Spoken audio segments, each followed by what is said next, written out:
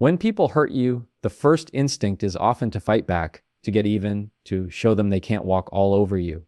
But here's the truth. You don't have to play their game. You don't have to carry that weight, because the God who sees everything has already taken note of the offense, the betrayal, the disrespect. Nothing slips past him. When someone wounds you, it's not your job to plot their downfall. It's not your responsibility to prove them wrong or make them pay. God has a way of dealing with people in ways you never could. He can reach their conscience in the quiet of the night when nobody's around. He can place obstacles in their path that stop them cold. He can withhold blessings until they confront what they've done. That's something your anger could never accomplish.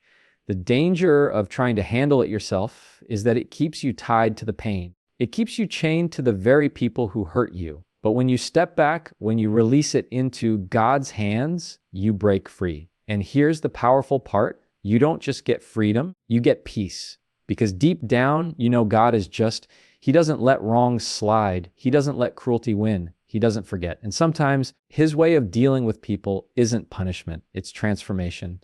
The same ones who hurt you may one day apologize. They may change, they may come back with humility you never thought possible. That's the kind of justice that doesn't just settle the score, but rewrites the whole story. So the next time someone wrongs you, remember this: your silence isn't weakness, your forgiveness isn't foolishness, and your restraint isn't surrender. It's trust. Trust that God knows exactly how to deal with those who hurt you, and He will. When people hurt you, it's not just the action itself that stings, it's the weight of what follows. The replaying in your head, the late night questions, the wondering why they did it and what you should have done differently.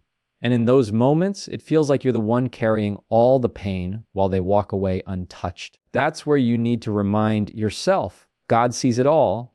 Every word spoken in secret, every knife they tried to slip behind your back, every smile they wore in public while stabbing you in private. He doesn't miss a thing. And when you feel like no one understands the depth of your hurt, He does. He doesn't just understand it, He feels it with you. There's something powerful about letting go of the need to control how justice plays out, because justice isn't always immediate and it's not always obvious. If you try to force it, you might end up hurting yourself more than the person who wronged you. You might step into bitterness that eats away at your peace. That's what happens when you try to play judge and jury in your own story. But when you step aside, when you say, God, I don't know how, I don't know when, but I know you'll handle this. You release yourself from the prison of anger. You move from being stuck in what they did to being free in what God will do. Now here's where it gets uncomfortable. Sometimes God doesn't deal with people the way you imagine. You might want them to suffer, to feel the exact same pain you felt, to taste the same tears that ran down your face. But God's justice isn't always about destruction. It's about redemption. And sometimes the people who hurt you are the very ones He chooses to change. Imagine this. The same person who lied about you, cheated you, or abandoned you, ends up falling on their knees, realizing what they've done, and becoming someone completely different. That's not weakness. That's God showing that His power doesn't just correct, it transforms. But let's be real. Transformation doesn't erase the pain you went through. It doesn't erase the sleepless nights or the broken trust. That's why your healing doesn't come from their apology. It doesn't come from them finally realizing your worth. Your healing comes from God, because He doesn't just deal with them, He deals with you too. He takes your wound and turns it into wisdom. He takes your heartbreak and turns it into strength. And in the process, He shows you that you don't need their validation to move forward. You don't need closure from people who never had the maturity to handle your heart in the first place. Think about it like this. When Joseph was betrayed by his brothers and sold into slavery, he had every reason to hate them, every reason to wish for their downfall. But God was already working behind the scenes. He was taking what they meant for harm and using it to position Joseph for something greater. Years later, Joseph had the power to destroy them, but instead, he forgave. And when he forgave, he didn't do it because they deserved it. He did it because he trusted God's plan more than his pain. That's the kind of trust that sets you free. When you hold on to anger, it's like drinking poison and hoping the other person dies. It doesn't work that way. The poison only eats at you. And while you're replaying the offense, while you're plotting how to get even, God is whispering, let it go. I've got this. But if you ignore that whisper, you end up carrying a burden that was never yours to carry. You let their actions define your peace. You let their choices control your joy. That's why releasing it to God isn't just about them, it's about you. And here's something else you need to hear. Just because God deals with those who hurt you doesn't mean you have to stay close to them. Forgiveness doesn't mean access. You can forgive someone and still choose to keep your distance. You can love someone from afar without letting them keep wounding you. God calls you to release the offense, not to put yourself back in the fire. Boundaries are holy. They're a way of saying, I'm not going to let what you did destroy me, but I'm also not going to give you another chance to do it again. That's not bitterness, that's wisdom. Now, sometimes it feels like the people who hurt you are thriving while you're struggling. You see their life moving forward, you see their smiles, their successes, and you wonder, God, how is this fair? Why are they winning while I'm bleeding? That's where patience comes in. God's timing isn't your timing. What looks like success on the surface may be emptiness behind closed doors. What looks like them getting ahead may actually be them running straight into the consequences that God has already set in motion. Don't mistake delay for denial. Just because you don't see God acting yet doesn't mean He isn't. In fact, sometimes the way He deals with people is by allowing them to sit in the very mess they created. He lets them feel the weight of their choices. He lets them reap what they sowed. And when that happens, it won't be your hands that brought them down. It'll be His. And that's important because when God does it, there's no guilt, no regret, no did I go too far. You get to stay free while He handles the rest. But here's the beautiful part. While you're waiting on Him to deal with them, He's also building you.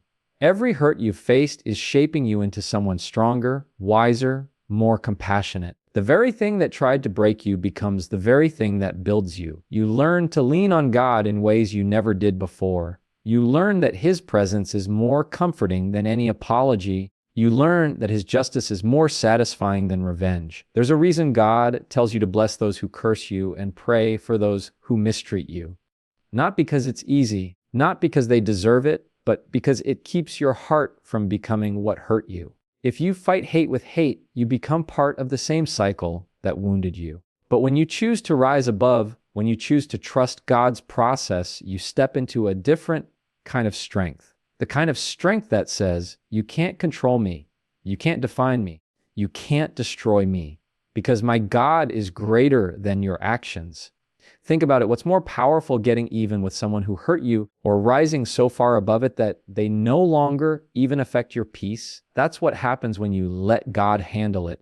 You take the energy you would have spent on anger and you invest it in growth. You take the time you would have wasted on bitterness and you pour it into purpose. And suddenly, the hurt that once consumed you becomes a stepping stone toward your destiny.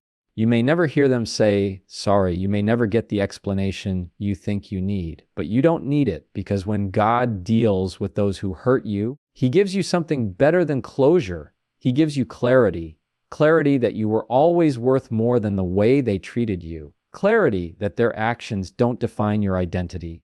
Clarity that His plan for you is greater than their attempt to break you.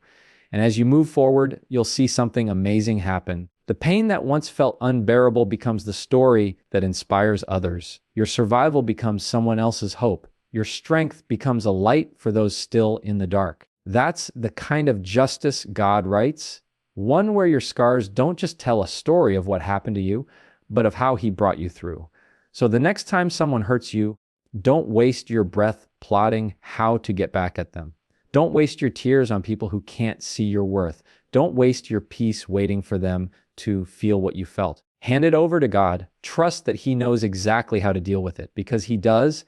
And when He does, it'll always be better than anything you could have done on your own. When someone wounds you, the pain feels personal. It's not just an action.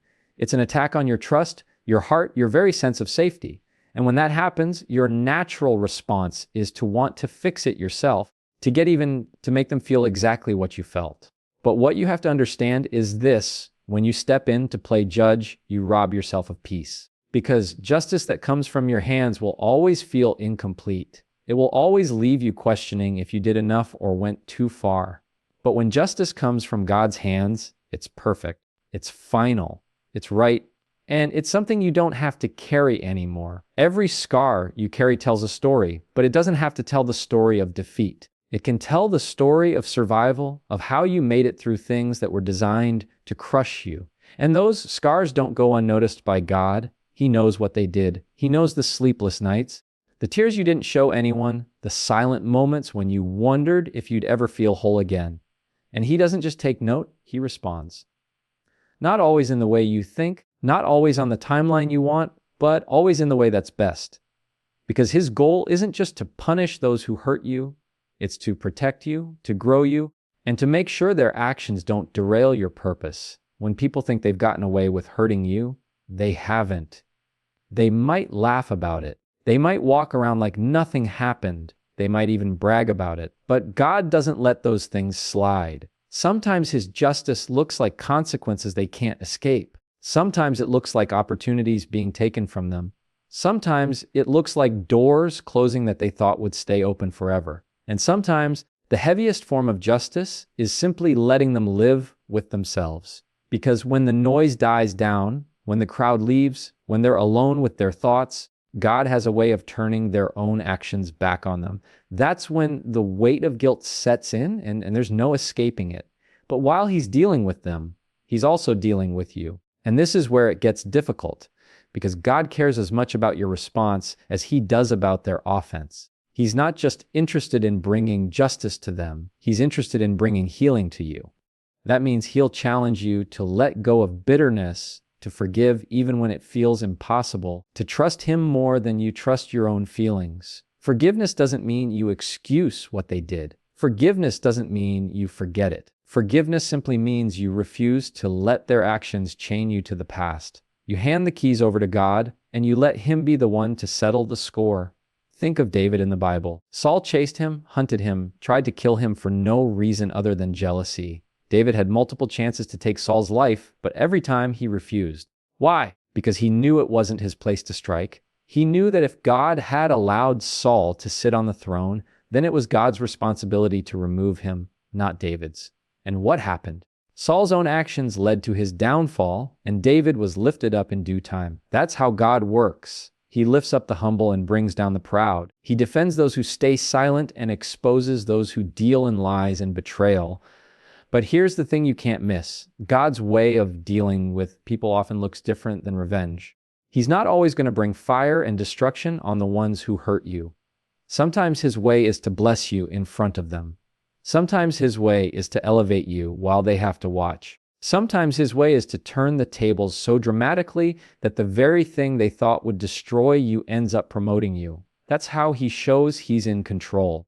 There's a peace that comes when you stop trying to carry the weight of justice yourself. It's like setting down a heavy backpack you've been lugging around for miles. Suddenly you can breathe again, walk lighter, and focus on where you're going instead of who wronged you. And that's what God wants for you. Not a life weighed down by anger, but a life lifted up by trust. And let me remind you of this. You don't have to stay connected to people just because you forgave them.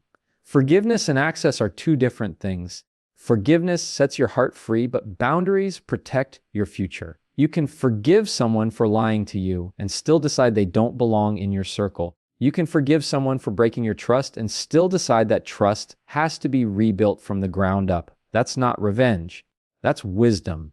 That's choosing to protect the peace God gave you instead of throwing yourself back into chaos. Sometimes the hardest part isn't forgiving the person who hurt you. It's trusting God with the timing. You might look around and see them winning, succeeding, laughing, and you wonder why you're the one left with pain while they're the one enjoying life. But don't let the snapshot fool you. God doesn't show you the whole picture at once. He doesn't reveal the way He's working behind the scenes.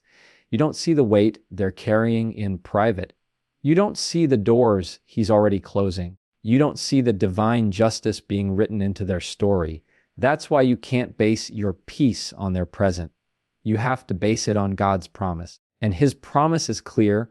What you sow, you reap. If someone sows betrayal, they'll reap it. If they sow lies, they'll reap them. If they sow pain, they'll feel it. That's not your job to enforce. It's His law of justice working in ways you may not understand. And while he's letting them reap what they sow, he's also letting you reap something greater. Because you sowed faith when you kept believing. You sowed kindness when you chose not to retaliate. You sowed perseverance when you kept moving forward despite the pain. And what you sow in faith always comes back multiplied. You may not realize it now, but the very hurt you're carrying could be the thing that pushes you closer to your calling. The rejection that shattered you may be what opens the door to the life you were meant to live. The betrayal that cut you may be what teaches you discernment you'll need for the next season. And the heartbreak that broke you may be what shows you the unshakable love of God in ways you never knew before. Because while people's actions can hurt you deeply, God's healing always runs deeper. And here's the powerful truth. You don't need to see them fall to rise. You don't need to see them punished to heal. You don't need to hear their apology to move forward. Because your future isn't tied to their actions. It's tied to God's plan. And his plan doesn't stop because someone mistreated you. His plan doesn't get canceled because someone betrayed you. If anything, he uses it as fuel. He takes what was meant for harm and he flips it into something good. That's the kind of God he is. So, while they may think they got away with hurting you, remember this, they never escaped God's eyes. He saw it all. He heard the words they said when no one else was around. He watched the motives of their heart. And he's already written the response. You don't need to chase after justice. It's already coming.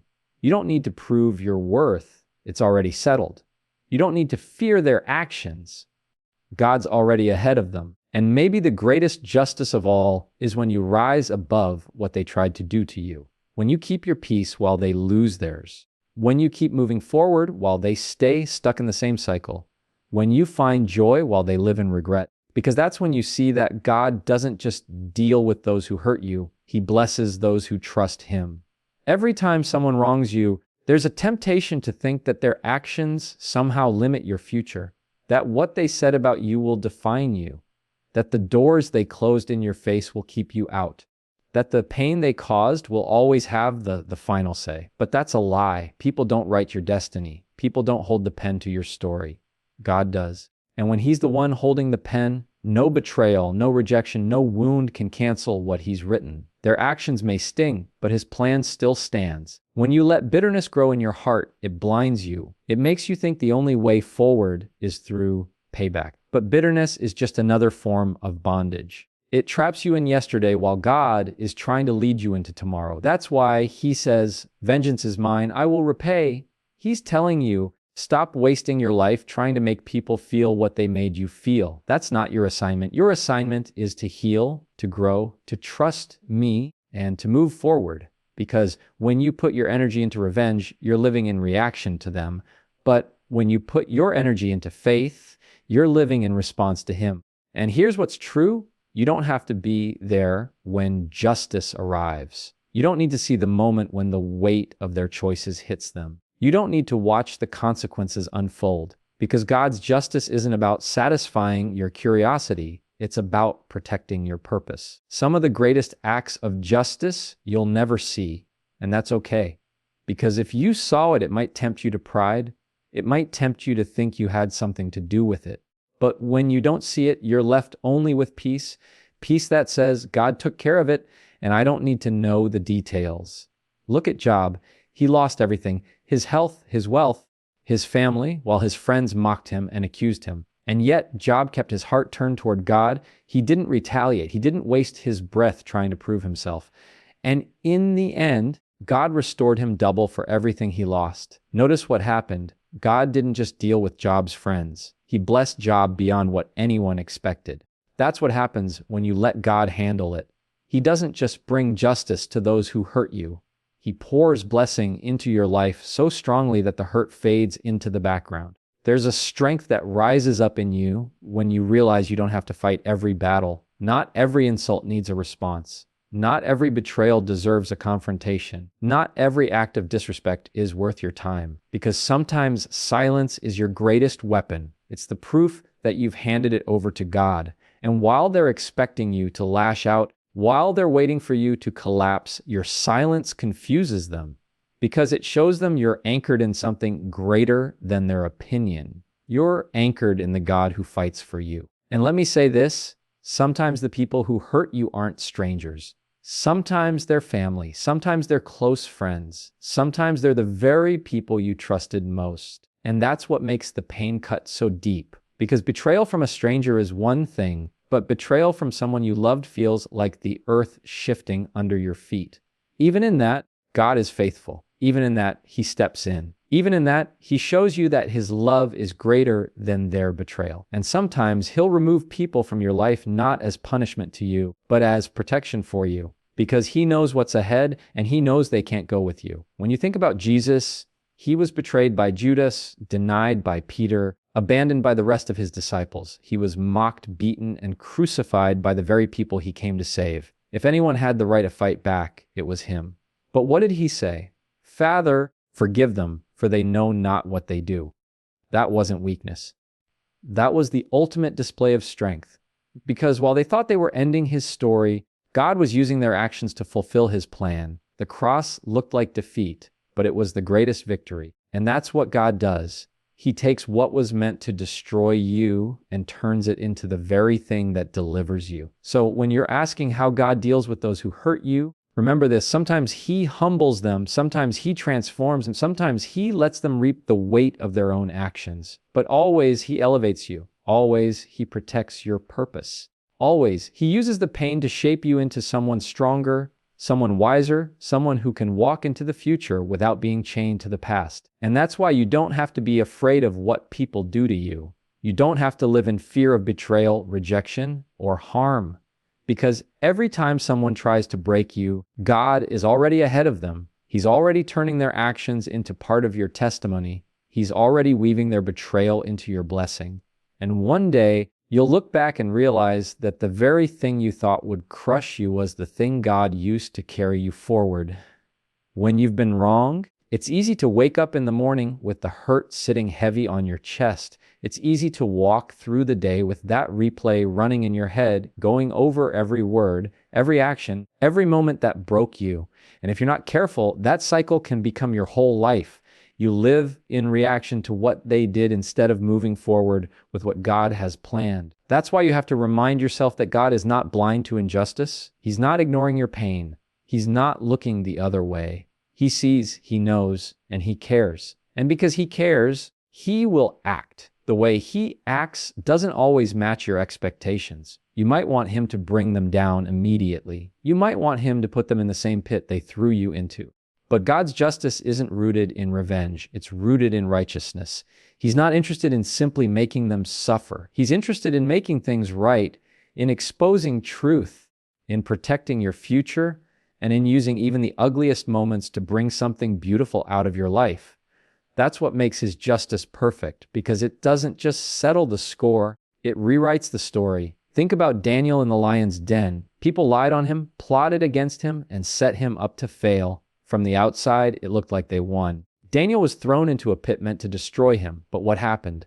God shut the mouths of the lions, and the very people who plotted against him were the ones who faced the consequences. That's how God works. He knows how to protect you in the pit and turn the trap back on those who set it. You don't have to defend yourself when He's already your defender. Sometimes God's way of dealing with people is subtle. He doesn't always strike with lightning or make a loud scene. Sometimes He just starts closing doors they thought would never close. He starts removing opportunities they thought they had locked up. He starts exposing their character to the very people they were trying to impress.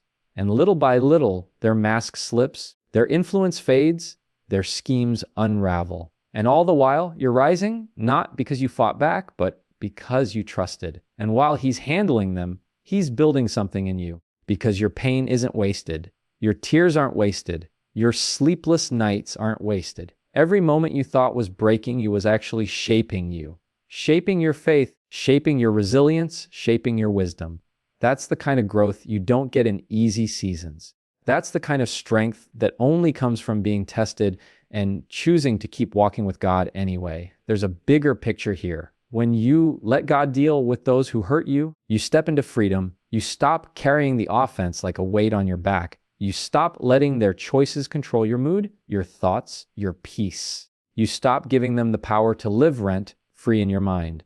And that's what God wants for you, to walk free. Because the longer you cling to anger, the longer you stay tied to the people who hurt you. Forgiveness is the key that unlocks the chains. It's not about letting them off the hook. It's about letting yourself out of prison. And don't forget, sometimes God's justice looks like transformation. Sometimes the person who hurt you the most becomes the person who changes the most. You may not believe it's possible, but God has a way of reaching hearts in ways you never could. He can turn arrogance into humility, cruelty into kindness, betrayal into repentance. And when that happens, it's not because you forced it, it's because He touched them. That's a form of justice too, because nothing is more humbling than being changed by the very God you ignored. But even if they never change, even if they never apologize, even if they never admit what they did, you can still move forward. Because your life is not waiting on their apology, it's waiting on your decision to trust God. You don't need their words to heal when you have His promises. You don't need their validation when you already have His approval. And you don't need closure from them when you've found peace in Him. Life will always have people who try to tear you down, people who misunderstand you, people who betray you. That's unavoidable. What's optional is whether or not you let their actions define you. You can stay stuck in bitterness, or you can choose to trust the one who turns betrayal into blessing, pain into purpose, wounds into wisdom.